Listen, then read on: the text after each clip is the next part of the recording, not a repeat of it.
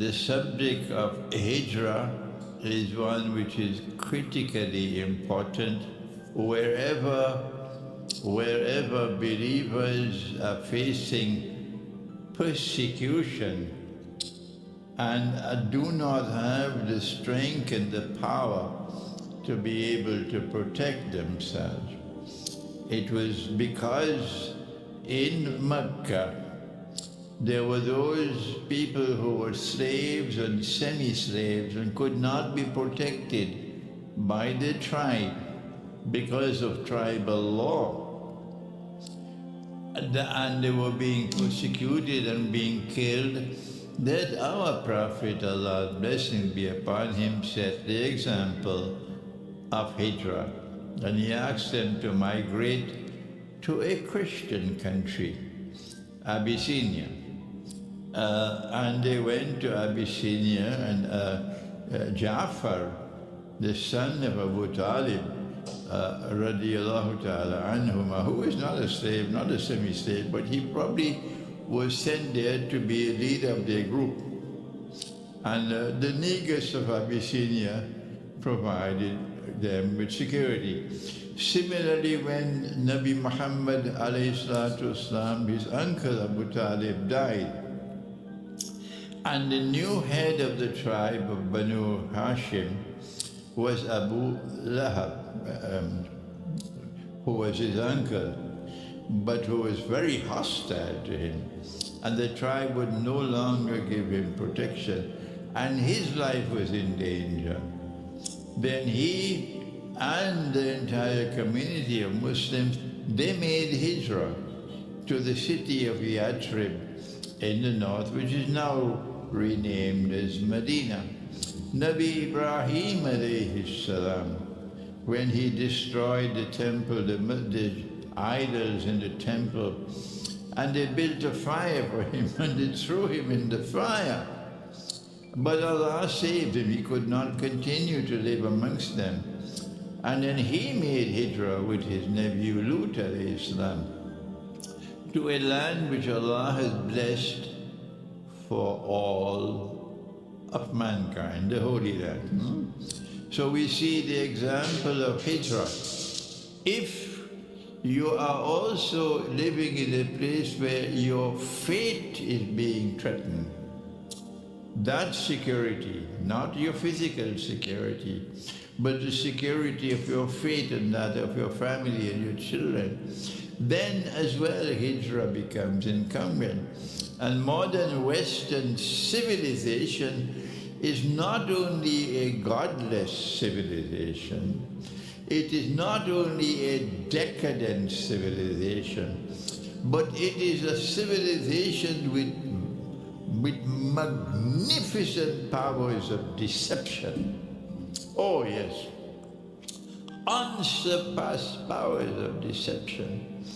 And it is not content to live a godless and decadent way of life, but it is hell-bent on transforming the rest of mankind to be carbon copies of themselves. So if you are living in the West, you are Moroccan, but you left Morocco because of the British pound, and you went to live in Britain. Or you left Morocco because of the euro, and you went to live in France and in Belgium. You're going to lose your children. You're going to lose your grandchildren. When they come back to visit Morocco, they say, I can't live here. I can't live here. I want to go back home, because France is heaven and Morocco is hell. This is the transformation that takes place. When nuclear war takes place, you can close your eyes and expect that electricity supply and therefore supply of energy will be disrupted. You can close your eyes and expect that the supply of water will be disrupted. And finally, for cities where cities cannot feed themselves, food has to come to the city from outside, in the fresh food, not the preserved food. And the supply of food would be disrupted. You don't need a PhD to understand something so simple. And so you're going to have riots in the big cities because people will be starving to death. People will have no water to drink. People living in high-rise buildings and they can't climb up. People who are imprisoned with toilets in their houses and have no way for disposal of human waste. And they don't know how to live with the smell.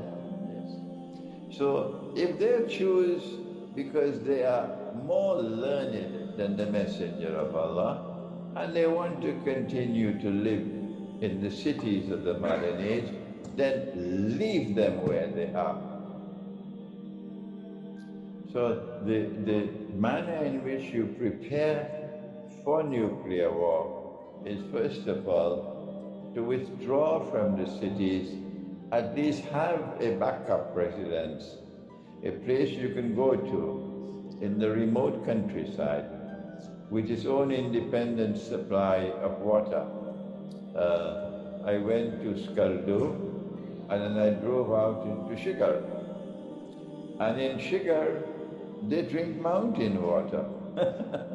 Yes, the snow melts and they get the water from the mountains. And they all look so healthy in Shigar, healthy people. And they're able to